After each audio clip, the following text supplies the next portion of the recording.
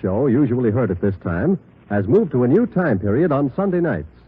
Be sure to hear Larry Douglas and Kay Arman on the new Pet Milk Show tomorrow night on NBC. And now, here's another in NBC's great parade of new shows.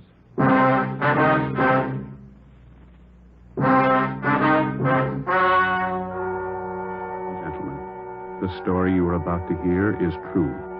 Only the names have been changed to protect the innocent.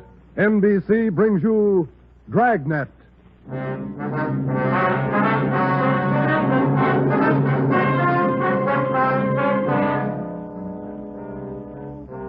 You're a detective sergeant.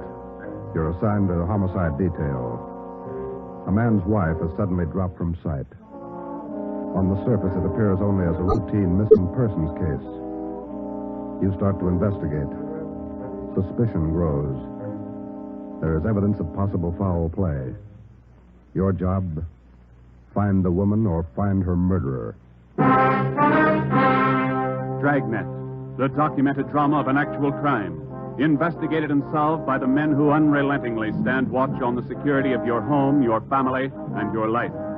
For the next 30 minutes, in cooperation with the Los Angeles Police Department, you will travel step by step on the side of the law through an actual case transcribed from official police files. From beginning to end, from crime to punishment, Dragnet is the story of your police force in action. It was Wednesday, September 15th. It was warm in Los Angeles. We were working the day watch out of homicide. My partner's Ben Romero. The boss is Ed Backstrand, chief of detectives. My name's Friday. I was on the way back from lunch, and it was 12:56 when I got to room 42. Homicide. Hi, Joe. Waiting for you. Hiya, Ben. Al. Hi. I hear you got something for us. Here's a report right here. Gardener by the name of Eric Kelby called in day before yesterday. Said his wife disappeared from their home out in the valley Sunday night. Says he thinks she left him. Well, that happens every day, Barghetti. Not this way, it doesn't. Walsh and I went out yesterday to interview the guy. Story doesn't add. Why not? None of her clothes are missing. None of her luggage. She even left her pocketbook behind, full of money. Found out from the neighbors the missing woman is a 17-year-old boy by a former marriage. So what? An only child. Mother dotes on the kid. Shouldn't even say goodbye to him. How did this Eric Kelby impress you? Pretty grouchy with Walsh and me. No cooperation. Wants to find his wife, doesn't he? I don't know if he does or not. It's no help, I'll tell you that. Can I see that report a minute now? Oh, here you are. Agnes Kelby, age 39. Kelby's her second husband. The first one died a little after the boy was born. Mm-hmm. Disappeared Sunday night from her home, 546 Belasco Road, between 7 and 8 o'clock. When did Kelby call in? Monday afternoon. Said he thought his wife might be spending the night with her sister. When he found out she wasn't, called us. Did you meet the boy while you were out there, Borghetti? Yeah, that's another thing. Kid came riding in on a bike while we were talking to one of the neighbors. Trying to talk to him, but the old man came out hustling him inside the house. Then he starts eating us out. What'd he say? Told us it was our job to find his wife, not to go prying into her stepson's affairs. Well, that's a new slant. How about her friends and relatives around here, Al? Any besides her sister? Walsh located a couple of her aunts. I don't think he's checked them yet, though. I'll tell you, boys, this is one I'll bet on. Maybe. You got the names of Mrs. Kelby's relatives? Oh, yeah. Right over here. Sure wish we had a chance to talk to that boy. Yeah. How's it feel to you, Ben? I don't know. Notice anything else funny about the guy, Al? I don't know. Now, here's those names, Joe. Thanks. Kelby was upset, all right. For some reason, he didn't strike me as reacting the way a normal guy reacts when his wife disappears. All right, Al. How would you react? Barghetti's worrying again. Oh, now listen, boys. It's no fooling matter. This is one I'll bet on. It's a homicide. All right. How about a copy of this report? Yeah, where'll I get the phone? Missing persons, Barghetti. Who's that? Oh, yes. Yes. About what? Oh, sure. All right, son. 4 o'clock. Yeah. Goodbye. That was Kelby's stepson. What'd he want? Thinks something's happened to his mother. In police work, missing persons detail is not a department separate in itself. It is organized as a part of the Homicide Bureau. According to Barghetti, who took the call, the boy said he suspected his stepfather, and he didn't want him to know of any meeting between him and police officers. He would meet the officers that afternoon at 4 p.m. in a restaurant on the corner of Hollywood Boulevard and Fairfax Avenue. At 3:15, Ben and I left the office and drove out to the meeting place, the Dairyland Fountain and Coffee Shop. We arrived there at 3:45. At 8 minutes to 5, the Kelby boys still had not arrived. Youngster's not very prompt. Well, let's wait a little while longer. Yeah. Smoke? Yeah, thanks. Want some more coffee? No, thanks. Well, I guess the boy isn't going to show. Think something's happened?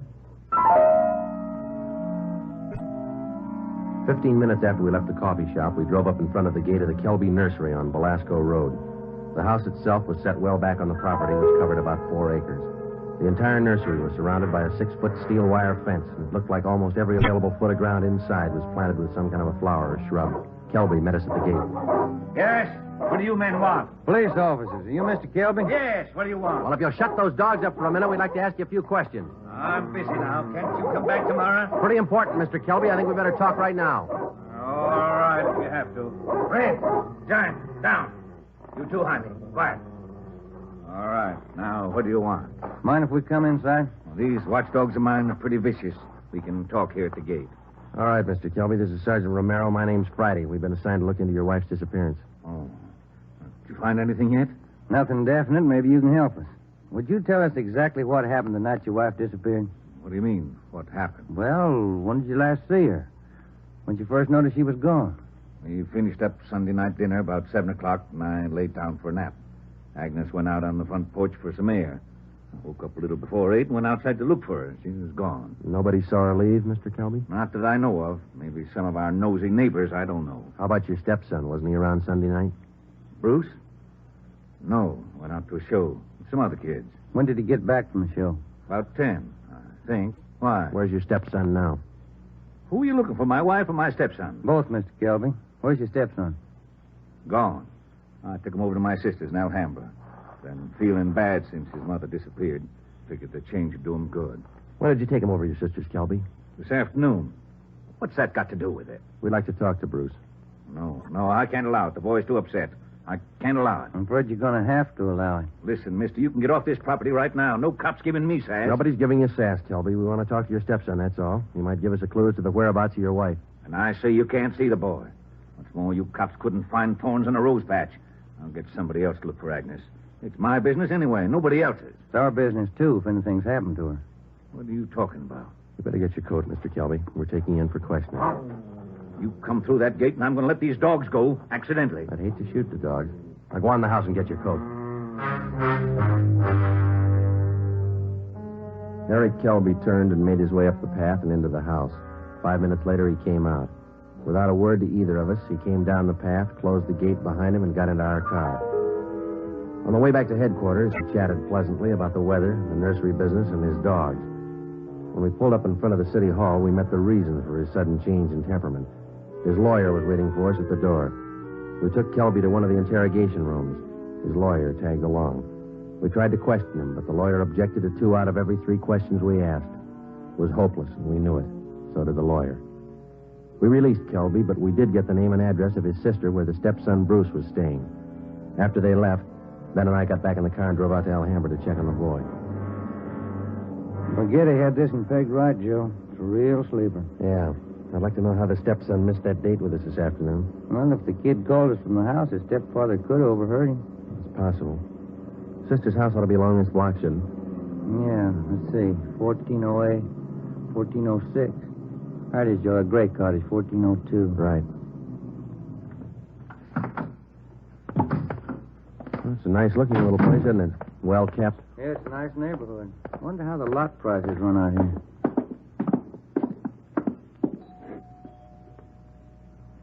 Somebody's coming. Yes, what is it?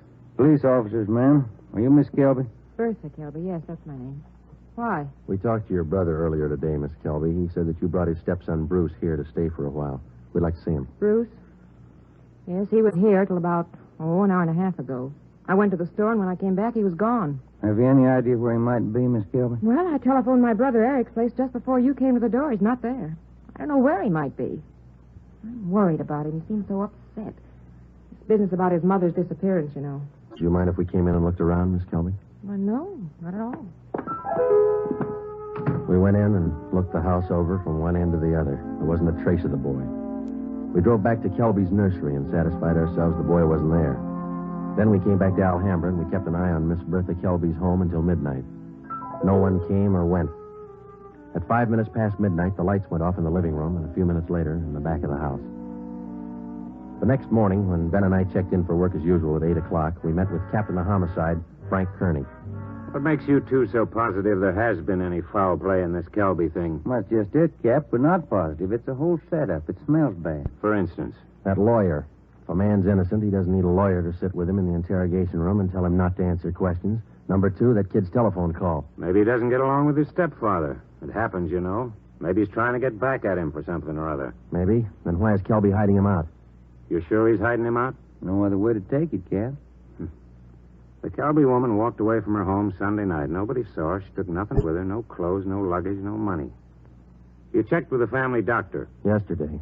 He told us Mrs. Kelby was in perfect health. We double-checked the wanderer's file and the repeater's file and missing persons. Couldn't find her name in either one. How about her relatives in town? Haven't had a chance to talk to him yet, Cap. We'll check him this morning. Well, one thing's certain. The woman couldn't have gone very far. We checked the sheriff's office, the jails, the hospitals. We've sent out a teletype and an APB. Every cop in the city has her description.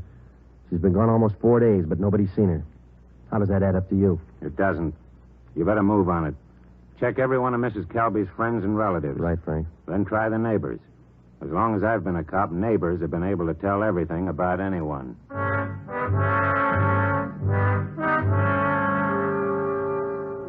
All that day, Ben and I made the rounds. First stop was the Western National Bank, where Mrs. Kelby maintained her account.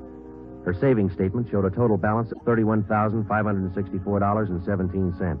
Her separate checking account had a balance of $842.71. At the Farmers Mutual, we found the record of an insurance policy issued to Agnes Kelby. It was a 20-pay life policy covering the insured in the amount of $30,000. The beneficiary was listed as the insured son, Bruce Trumbull Kelby, if living upon the receipt of such due proof. If not, the insured's husband, Eric J. Kelby. By the time we finished checking her financial status, the odds were piling up fast.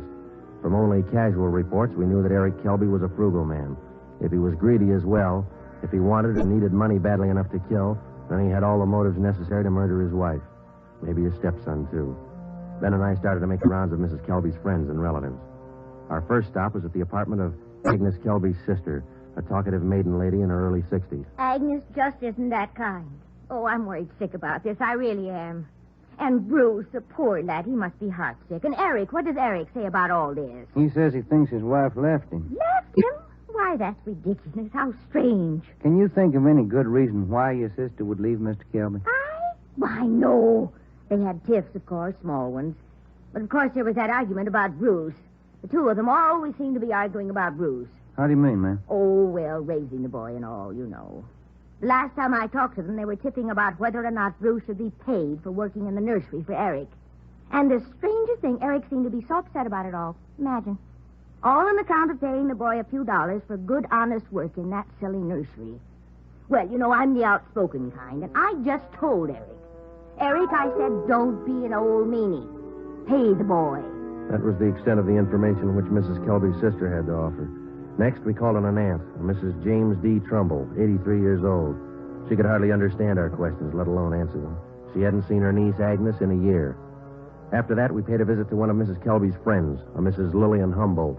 Well, I'm sorry, Sergeant, but I can't think of any good reason why she would leave him. Unless that silly business about Bruce got out of hand.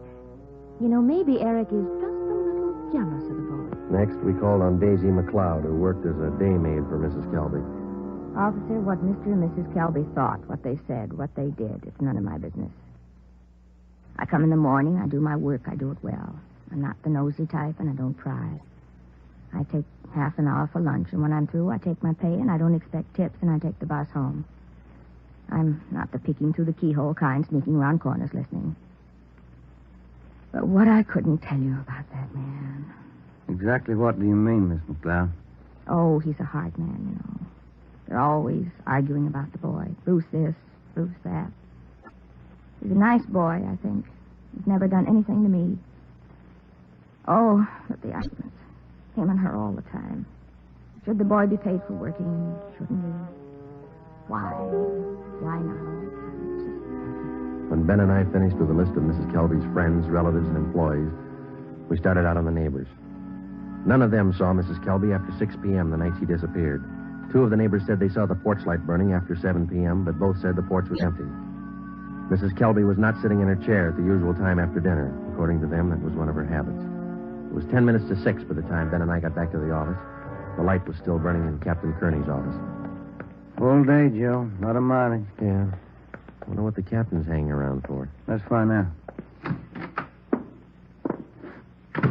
Get anything? Pretty good luck, Cap. Good. I've got some more for you. Just walked in 5 minutes ago. What do you mean, Frank? Who walked in? Bruce Kelby. He's waiting in the next room.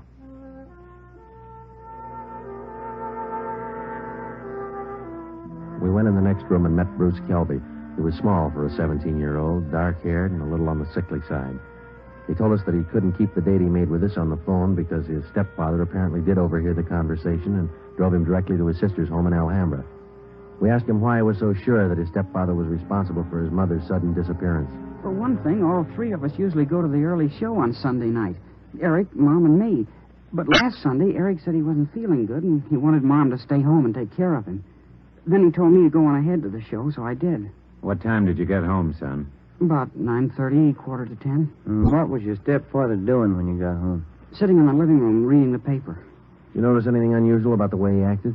He was nervous and jumpy, more than usual, I think. Anything else? Yes, sir. When I came in through the front yard, I noticed the dogs had mud all over their paws. They'd been out somewhere in the nursery plots. And they won't go out in the plots unless Eric's with them. He doesn't want them to trample the seedlings. What would your stepfather be doing out in the nursery at night? Does he usually do some work at night? No, sir. None of the plots are even lighted. Only the greenhouses. And the paths in the greenhouses are usually graveled, aren't they? No mud around. It's my job to see that the greenhouse paths are kept graveled. I know they're not muddy. I fixed them the day before, Saturday. What do you think it means, son? I don't know. I don't want to think about it. I just know he's done something. He's done something to her. Did your stepfather give you any reason for keeping you away from the police officers the other day? No, sir. He said people were getting nosy, and he said it might be better for me over at Aunt Bertha's. She's his sister. Do you think your Aunt Bertha might know where your mother is? No, we hardly ever see her. We don't know her well at all. We've heard your mother and your stepfather argued about whether you should be paid for your work in the nursery. When I started to work for him, he promised he'd pay me. I was saving up to buy a 31 Model A. And then after a couple of months, when he didn't pay me, I asked him. He told me I ought to be glad to work for him for nothing. And your mother argued with him over that. Sure, it was her money that bought the nursery anyway. How'd you get away from your aunt's place last night? Well, Bertha had some shopping to do, and she left me alone. She locked the door to my room. Even the screen over the window in my room was nailed down, but I kicked it out and got away. I stayed at a friend's house last night. Thought about where you're going to stay tonight? I don't know. But I'm not going home. And I'm not going back to Bertha's place either. I'll get a room. How'd you like to stay at my house a few days? Sure nice of you, sir. Maybe I'd better not. Mom might not like it. Oh, I'll take care of that. Now, let's hop out and get some dinner. Sure darn nice of you, sir. All right, son. Come with me.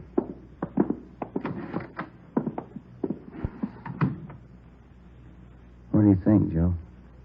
He could be lying. Yeah.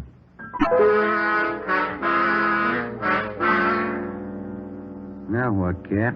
Shall we bring Kelby in again? No, not yet. He's found out by now from his sister that the boy's gone. He probably figures the police station is the first place he'd come. Wouldn't do much good pulling him in now, Ben. We couldn't even question him. 10 to 1 his lawyer would be waiting for us when we got back. That's the problem. How do we get to this Kelby without his lawyer finding out? Well, what about the early morning, Cap? Say tomorrow, about 5 or 6 a.m. Think you'd be looking for us then? Yeah, that might do it. If we can just get by that pack of hounds he owns without waking the whole neighborhood, might work. If we could just question him alone. I got an idea it wouldn't take much to make him cop out. All right, give it a try. Get out there in the early morning and bring him in for questioning as quietly as possible. I'll be in at 6 a.m. If you want me before then, call me at home. All right, Frank. Kelby's got a smart lawyer. It's going to be plenty hard to convict him without a body and corroborating evidence. He's got 4 acres out there, Cap. You can hide a lot of bodies in 4 acres. Well, that's what I mean. This case isn't ending. It's just beginning. The next morning, Ben and I met at the office about a few minutes past 4 a.m. We had a cup of coffee and a donut at an all-night restaurant, and then we started for the Kelby place out on Belasco Road. We took 4 pounds of fresh horse meat with us to keep the dogs quiet if they raised a fuss. It was 28 minutes past 4 when Ben pulled the car to a stop a few hundred feet from the gate to the Kelby nursery.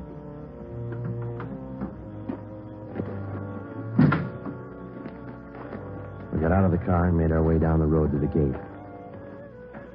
I reached in and tried the latch. It was padlocked. The dogs started in. Okay, Ben, looks like we'll have to jump the fence. Toss some of that horse meat over to him. Yeah, here. That's it. Come on, let's climb. Keep an eye on those hounds. Looks like they could chew your leg off. Yeah. Here comes the third one, Ben. Toss some more meat. Yeah. There you are, boy. Go get it. Go get it, boy. Look, Ben, lights going on in the house. Come on, let's make it fast. Who is it? Who's there? I'll set the dogs on you. Police officers, Mr. Kelby. What? What are you doing out here this time of night? You're under arrest, Kelby. Get your coat. You cops are asking for a peck of trouble. Get your coat. Where's my stepson? What you done with him? What have you done with your wife? You're going to pay for this. I'll have your jobs. That's not the first time we heard that, Kelby. Let's go.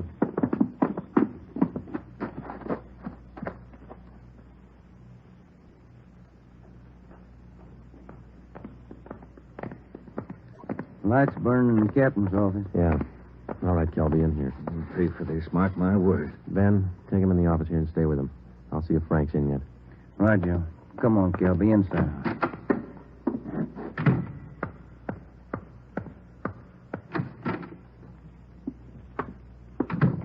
Friday? You bring in Kelby? He's down in the interrogation room. Ben's with him.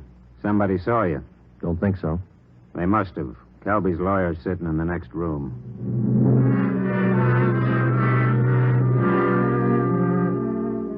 Kelby again refused to answer any questions without the advice of his attorney. We released him. That day, Captain Kearney sent out 2 men to keep an eye on the nursery and report on all of Kelby's movements. Shortly after 7 o'clock that night, just after nightfall, we tried once again to bring in Kelby for questioning without his lawyer's knowledge. It didn't work. A little after we booked him, his lawyer obtained a writ of habeas corpus. We had to release him again. The 2 men assigned to stake out the Kelby place reported definitely that somebody was tipping the lawyer whenever unknown visitors showed up at the nursery and drove off with Kelby. There was nothing we could do about it. Next morning, Kearney came up with a lead. I had a long talk with the boy last night. Accidentally, I think he's given us a pretty good lead. Yeah? There's only one way we'll ever get a conviction. That's by finding the body and evidence to tie Kelby in. Yeah, that'll do it. Where do we start looking? In a new rose bed next to one of the greenhouses in Kelby's nursery. The kid came up with it last night. How come? First, Kelby's crazy about saving $1 and making one. Yeah. In the nursery trade, especially where you have a limited area to work in, like Kelby, you cultivate every foot of ground. Every bit of soil you got is planted with something. Mm-hmm. Kelby's not the type to waste anything. Especially he's not the kind that would let ground lie fallow when he could plant something that might bring in a few dollars next season. Bruce tells me his stepfather has every inch of those 4 acres planted. Every inch. Except a 6 by 9 foot plot of ground in that rose garden.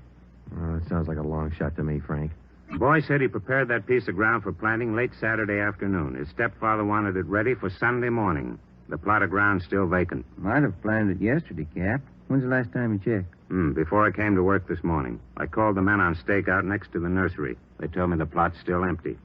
Mm-hmm. It's worth a chance, Frank. When do we look it over? Tonight.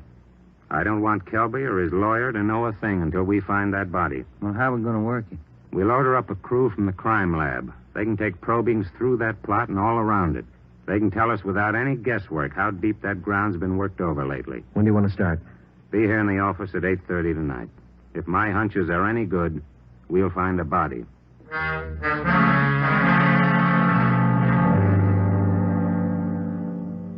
It was 10 minutes past 9 that night when we got to the Kelby place. Lieutenant Lee Jones and his assistants, Kearney, Ben, and 2 other men from homicide. The men on stakeout told us that Kelby had left about 20 minutes before in a dark blue coupe. Ben brought along the usual supply of horse meat for the dogs, so we didn't have any trouble there. We found the empty plot of ground in the rose bed next to the greenhouse, exactly as Bruce described it to Kearney. Ground's been worked over all right, boys. least 4 to 5 feet down. All right, Lee, let's start digging. Romero, take care of the dogs. Watson, grab one of these shovels. Right, Captain. Hey, Kelby said these dogs were vicious, didn't he? Yeah, why? Look at these hounds. They're no more vicious than a lively coal. Look. Higgins, get that light over here, will you? Thanks. What is it, Lee? Let me see. Teeth. Set of false teeth. Been in the ground long? Don't think so, judging from the shape they're in. How far down would you say you are, Lee? Couple of feet. Ground's real soft. Lee, come here a minute. What is it? Body. Here's the shoulder. All right, you men over here with Watson. Get the dirt off the face. Romero, you got a picture of the Kelby woman? Yeah, Cap. Let's see. Oh, here it is. Thanks. Get the light down here. Hunch paid off, Frank. That's her.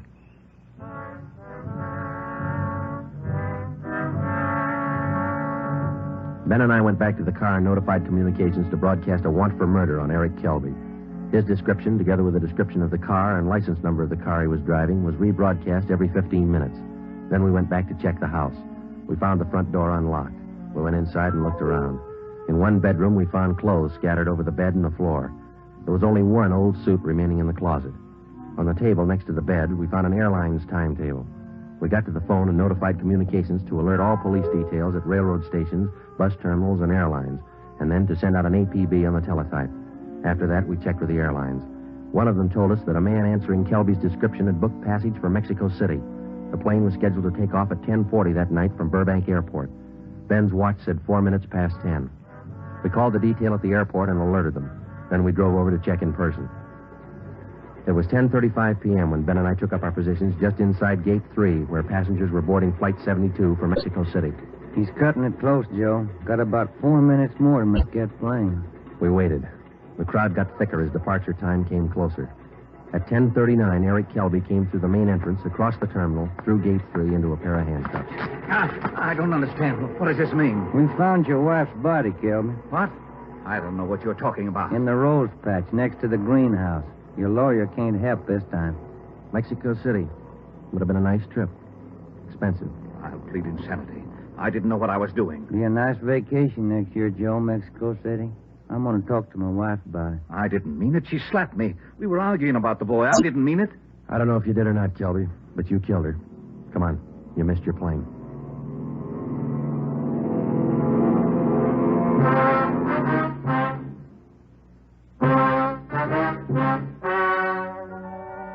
The story you have just heard is true. Only the names were changed to protect the innocent. Eric Kelby was tried and convicted of murder in the first degree. He is now awaiting execution in the lethal gas chamber at the state penitentiary.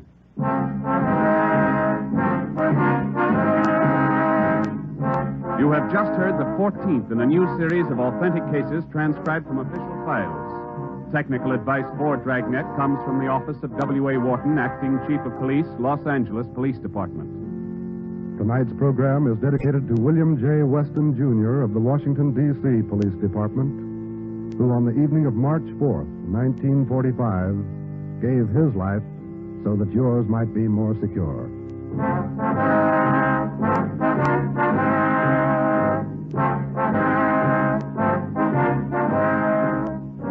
Dragnet came to you from Los Angeles. If you enjoyed tonight's production of Dragnet, you'll want to listen to Richard Diamond, private detective, as played by the screen's romantic tough guy, Dick Powell. The Pet Milk Show, usually heard at this time, has moved to a new time period on Sunday nights. Be sure to hear Larry Douglas and Kay Arman on the new Pet Milk Show tomorrow night on NBC. This is NBC, the national broadcasting company.